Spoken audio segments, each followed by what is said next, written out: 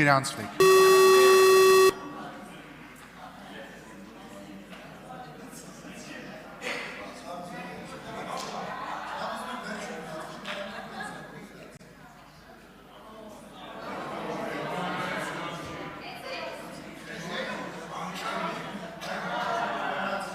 Հերթագրվել է 14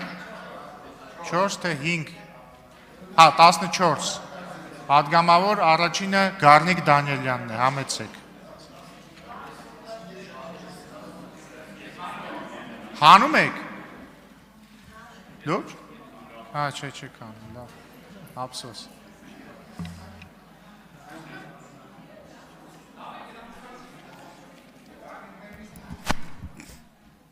Մի այսքան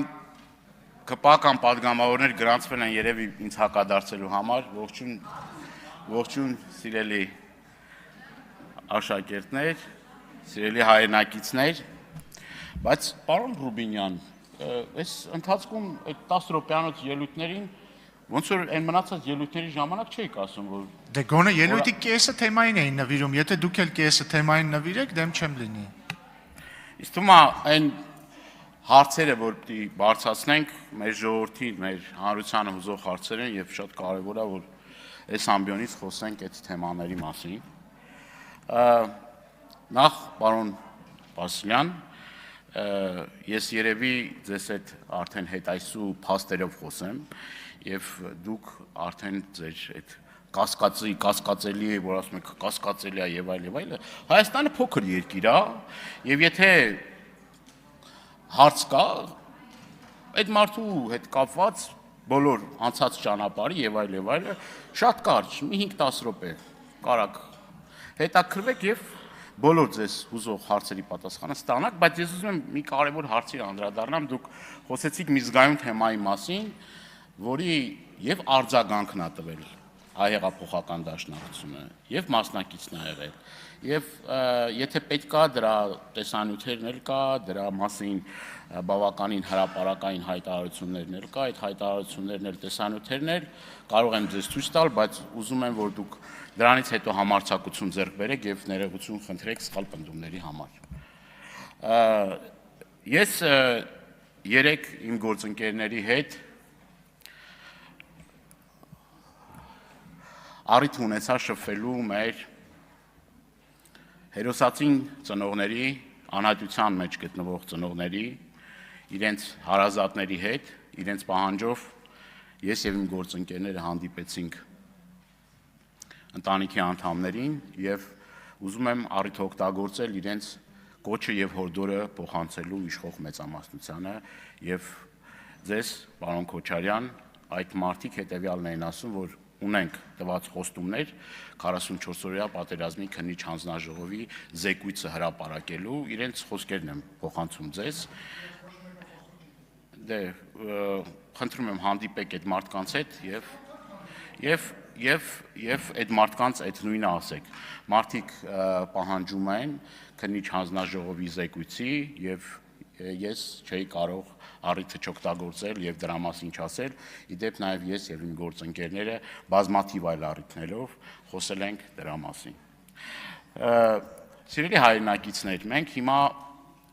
քննարկում ենք մի հարց, որը չափազանց կարեւոր է մեր հետագա, մեր երկրի հետագա զարգացման հետ կապված։ Դուք այստեղից շատ կարեւոր մի հարցին անդրադարձակ, դա գործարար շրջանակների հետ կապված խնդիրների մասին է, այսինքն գործարար աշխարհի խնդիրների, խնդիրների եւ կոռուպցիոն ռիսկերի հետ կապված է։ Ես կարծում եմ, որ ոչ թե Տիկին Ջուլհակյան պիտի այդ զեկույցները, ոչ միայն այդ զեկույցները, միջազգային զեկույցները պիտի հաշվի առնվեն, այլ կան համապատասխան մարմիններ, Հայաստանի Հանրապետությունը, Հայաստանի Հանրապետության իշխանությունները ունեն բավարար ռեսուրսներ հասկանալու համար, թե օրինակ գործարար աշխարհը ինչ դժգոհություններ ունի կոռուպցիոն խնդիրների հետ կապված։ Ես առիթը կօգտագործեմ եւ մի քանի իմ դիտարկումները կանեմ, նամանավանդ որ առիթ ունենում եմ գործարար աշխարհի հետ շփումների հետ կապված։ Նախ ՊԵԿ-ի հետ կապված բազմաթիվ խնդիրներ։ Այն որ կոռուպցիան եւ կաշառակերությունը արմատախիլ չի արվել, ավելի քան ակնհայտ է։ Ինչի՞ց է դժգոհում գործարար աշխարհը։ Գործարար աշխարհը դժգոհում է ոչ բավարար, ոչ պատշաճ ուշադրության իշխանությունների կողմից։ Գործարար աշխարհը դժգոհում է, որ նույն այդ պեկ համակարգը իր հատուկ գործելավոճով այդ կոռուպցիան ու կաշառակերությունը պեկից արմատախիլ չի եղել եւ այդ կաշառքի դեպքերը լի են։ Եթե պետությունը բավարար ցանկություն կամք դրսևորի, դրա դեմ կարող է շատ արդյունավետ պայքարի, բայց այդ բավարար կամքը չի տեսնում։ Հաջորդը, որի վրա ես կուզեի ուշադրությունը դարձնեք, նույն այդ գործարար աշխարհի կողմնորոշումների հետ կապված։ Այսինքն ձեր թիրախը միշտ դառնում են այն գործարարները, իշխանության մասին է խոսքը, այն գործարարները, որոնք որ ընդդիմադիր Հայաստան ունեն, գաղտնիք այդ Հայաստանում։ Այն գործարարը, որ այդ համարձակությունը ունի քննադատելու իշխանության, հաջորդ իսկ վարքյանին հայտնվում է իշխանության թիրախում։ Եվ սկսվում է, այսպես ասած, հարկային տերորի գործեր կարելու հայտնի մեթոդը։ Բայց այդ երկակի ստանդարտները, որ կիրառվում են, այսինքն յուրայինները հնարավորություն ունեն իրենց բիզնեսը զարգացնելու, ծաղկեցնելու, իսկ ընդդիմադիր բազմաթիվ այդպիսի օրինակներ կան, եւ պետք չի այդտեղ երեսպաշտություն անել։ Դրա օրինակները բազմաթիվ են։ Մեկը, օրինակ, կոնյակի, մի խանգարեք ինձ, կոնյակի արտադրությամբ զբաղվող հայտնի գործարարը, որը որ հանդես էր եկել ընդդիմադիր շարժումների մասնակից էր եղել, այդ գործարարի նկատմամբ ամենակոշտ մեթոդներն ու գործիքակազմներն են կիրառվել։ Էլի շատ օրինակներ կան, կարամ ձեզ դափոներով այդ օրինակները տալ։ Քիչ ինչա դուք տեղյակ չեք դրա մասին, այդ բռնաճնշումների մասին տեղյակ չեք, այդ համայնքապետերի նկատմամբ բռնաճնշումների մասին տեղյակ չեք, այդ գյուղապետերի, նախկին գյուղապետերի, որ հիմա վարչական շրջանների ղեկավարներ են, արդեն ընտրությունները չսկսած, արդեն այդ մարդկանց հաթաթ եք տալի, դրա մասին տեղյակ չեք։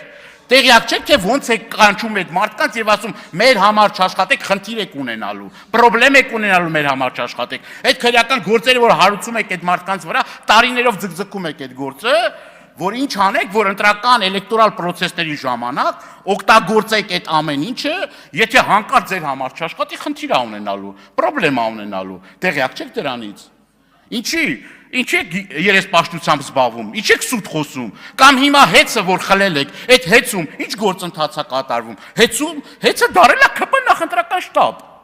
հեծը դարել է ՔՊ նախընտրական շտաբ, ձեր յուրայիններին դրել եք հեծի կառավարիչներ, աշխատողներին ասում եք, եթե ՔՊ-ի համար չաշխատեք, դուրս եք գալու տեղից, սուտ չի, դուք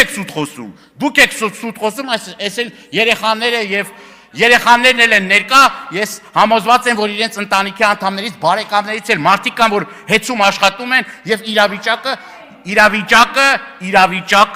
իրավիճակը շատ ավելի քան ակնհայտ է, թե ինչ է տեղի ունենում եւ ինչ է կատարվում։ Ես նաեւ խոստացել եմ, որ պետք է խոսեմ նաեւ բանկային համակարգի եւ մեր հայրենակիցներին հուզող խնդիրների մասին, չնայած ժամանակը շատ կարճ է, բայց ես ուզում եմ մի քանի ցուցանիշներ բերել։ Ուրեմն 2024 թվականին 18 առևտրական բանկերի տարեկան շահույթը կազմել է 363 միլիարդ դրամ, շուրջ 61%։ Ուրեմն 2025 թվականին նախորդ տարվա համեմատ բանկային շահույթը կազմել է 20%։ Ես ինչի համար եմ այս տվյալները հնչեցնում, սիրելի հայրենակիցներ։ Սա հնչեցնում է մի բանի համար, որ գերշահույթ ստացող բանկերը պետք է շատ ցածր տոկոսադրույքներ տրամադրեն մեր հայրենակիցներին, որպեսզի կարողանան մեր հայրենակիցները բիզնես գործունեություն ծավալել։ Այն մեր հայրենակիցները, որոնք որ դրանք տասնյակ դիմումներ են ստանում մեր հայրենակիցների, որը որ կորոնավիրուսով պայմանավորված, 44-օրյա պատերազմով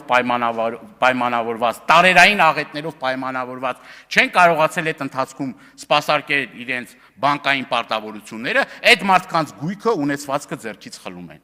Տունը մարդու համար, մեր բոլորի համար շատ զգայուն այդ խնդիրը, այդ հարցը որ կա,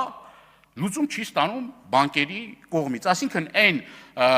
ժամանակացույցը, որ պետք է տրամադրեն մարդկանց այդ իրավիճակից դուրս գալու, չէ, ամենահեշտ մեթոդը, ամենահեշտ ձևը գտնում են մարդկանց տնազուր կանում։ Եթե գերշահույթներ են ստանում բանկերը, դա մոտավորապես 1 միլիարդ 100 միլիոն դոլարի մասին է խոսքը, Քավլիցի ես չեմ ուզում բանկերին չթվա թե բանկերին թիրախավորում եմ եւ այլը, բայց կենտրոնական բանկը պետք է իր գործիքակազմերը օգտագործի, որպեսզի մեր հայրենակիցները հնարավորություն ունենան այդ բանկային խնդիրներից եւ խնդիրներից, որի մեջ թաղված են, կարողանան հնարավորություն ունենալ այդ վիճակից դուրս գալու եւ նոր շանս ստանալու բիզնես գործունեություն ծավալելու։ Կարկուտ ա եղել, բնական աղետներ ա եղել, այդ մարդիկ կանգնել են շատ անելանելի իրավիճակի մեջ։ Ժամանակը կարճ է, որ բոլոր խնդիրներն Ոչ թե կարճ, այլ սպառվեց։ Արմենուհի Գյուրեղյան։